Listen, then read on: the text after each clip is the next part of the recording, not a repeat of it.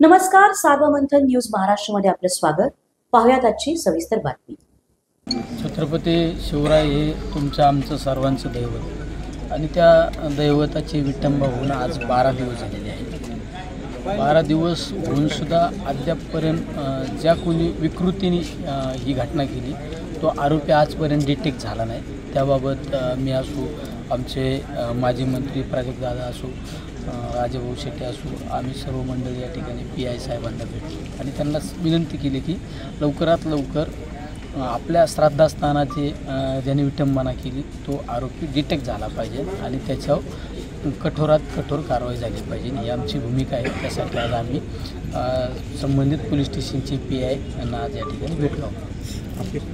आता जर आरोपीचा जर तपासच होत नसेल तर कुठंतरी आम्हालासुद्धा रस्त्यावर येऊन बसावं लागेल, नाही तर आम्हाला पोलीस स्टेशनमध्ये ठिय्या आंदोलन करावं लागेल. शेवट छत्रपती तुमच्या आमचं सर्वांचं आराध्य दैवत आहे. काही संघटना त्याबाबत सुद्धा आम्ही आता बोललो ना, PI साहेबांशी बोललो आम्ही. तुमच्याकडून जर हा तपास डिटेक्ट होत नसेल तर तुम्ही वरिष्ठांकडे द्या, CBIकडे द्या, अजून वेगवेगळे विभाग आहेत त्यांचे, त्या गुप्तचर यंत्रणेकडे द्या, पण तो आरोपी हा डिटेक्ट झाला पाहिजे, ही आमची भूमिका आहे. छत्रपती शिवाजी महाराजांच्या पुतळ्याची मूर्तीची जी काही विटंबना झाली त्यावेळेस मी नेमकं परदेशामध्ये होतो.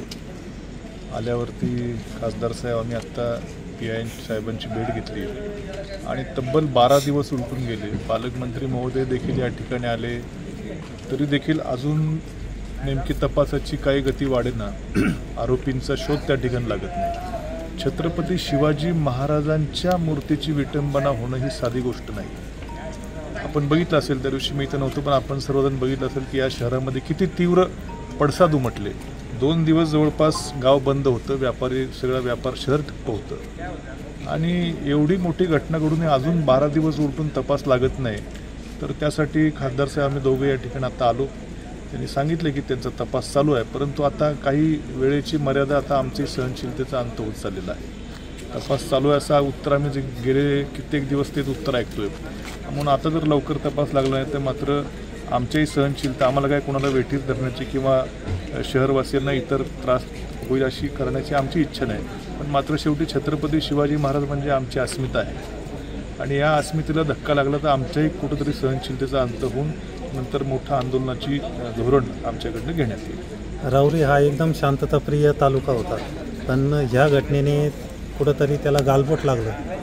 काय सांगाल यावर? नाही, निश्चितच ना. छत्रपती शिवाजी महाराज म्हणजे हे सर्व समाजातल्या सर्व घटकांचं अस्मिता, आराध्य दैवत आहे आणि त्यांची जर अशी विटंबना या ठिकाणी होत असेल, काळं फासलं जात असेल तर साहजिकच आहे कुणाच्याही अस्मितेला धक्का लागल्यावरती राग येणं साहजिकच आहे. आक्रमक भूमिका लोकांनी घेतली, त्या भूमिकेचा मान राखून लोकांची भावना समजून घेऊन पोलिसांनी तपासामध्ये गती आणावी आणि तात्काळ आरोपीला अटक करावी अशी आमची मागणी.